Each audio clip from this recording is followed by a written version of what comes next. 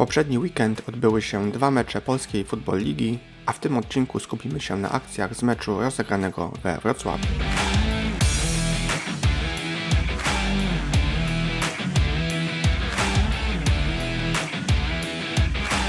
Na początek najbardziej kontrowersyjna sytuacja z tego meczu. W tej akcji doszło do potencjalnego zgubienia piłki. Ocena tej sytuacji jest utrudniona, ponieważ w pewnym momencie piłka przestała być widoczna. Niemniej jednak należy zauważyć, że zawodnik na pewno zaczął tracić kontrolę nad piłką, gdy jeszcze był na nogach. Tuż przed tym, jak piłka została zasłonięta, znajdowała się ona pomiędzy łokciem a tułowiem zawodnika, a zgodnie z przepisami zawodnik ma posiadanie jedynie wtedy, gdy w pełni kontroluje piłkę poprzez pewny chwyt przy użyciu dłoni lub ramion.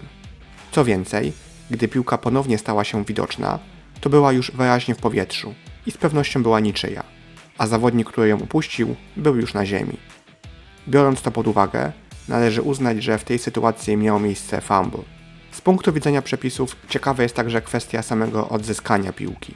Gdy piłka była już na ziemi, kilku zawodników próbowało ją odzyskać. Zwróćmy uwagę na jednego z zawodników drużyny ataku. W pewnym momencie zawodnik ten znajdował się poza boiskiem, a następnie dotknął piłkę niczyją.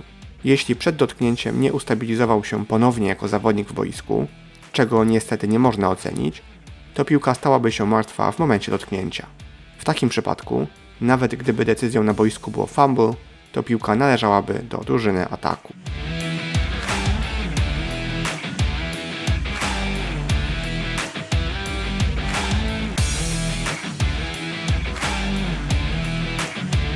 W tym meczu miała miejsce także sytuacja, w której została rzucona flaga za późne uderzenie poza boiskiem, która następnie została odmachana. Jak widzimy, zawodnik z piłką wybił się będąc jeszcze w boisku i w momencie pierwszego kontaktu znajdował się w powietrzu. Zgodnie z przepisami, zawodnik nie mógł być zatem uznany za zawodnika poza boiskiem. Co więcej, zawodnik z piłką do samego końca walczył o zysk yardowy. Ostatecznie flaga została w tym przypadku słusznie odmachana.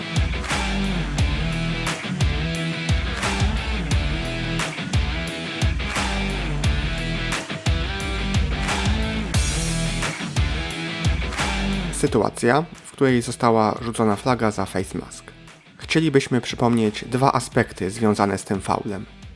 Po pierwsze, pamiętajmy, że chociaż często polską nazwę tego faulu tłumaczy się jako złapanie za kratkę kasku, to zakazane jest złapanie i pociągnięcie za dowolny otwór w kasku, także za jego krawędź.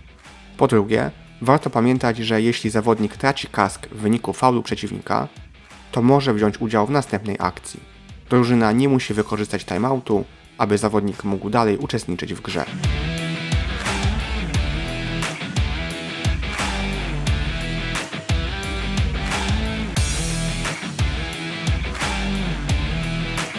Na koniec wyjaśnienie dotyczące faulu intentional grounding.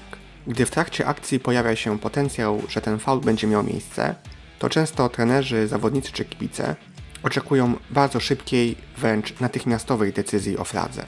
W rzeczywistości jednak flaga za intentional grounding prawie zawsze wymaga konsultacji co najmniej 2 sędziów i z tego powodu rzadko kiedy jest rzucana od razu. Wynika to z tego, że przepis o tym faulu wymaga spełnienia kilku warunków, które nie mogą być ocenione tylko przez jednego sędziego. Przede wszystkim należy ocenić, czy zawodnik podający znajdował się pod presją defensywy. Za to najczęściej odpowiada sędzia główny lub sędzia umpire. Następnie należy ocenić, czy w pobliżu miejsca, gdzie upadła piłka, znajdował się uprawniony zawodnik ataku.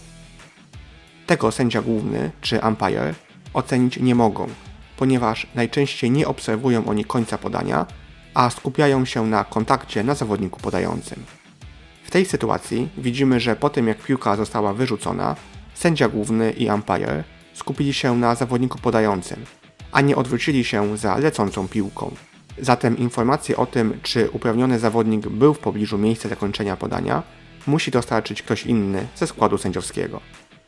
Co więcej, w niektórych sytuacjach należy wziąć pod uwagę, czy zawodnik podający przed podaniem opuścił strefę tackli. To także oceniają sędzia główny i ewentualnie umpire. Jeśli tak faktycznie było, to ważne jest, czy podanie przekroczyło strefę neutralną i za to z kolei odpowiadają sędziowie headlinesman oraz line judge. W tej sytuacji widać, że od razu po podaniu line judge użyła radia, aby przekazać niezbędne informacje.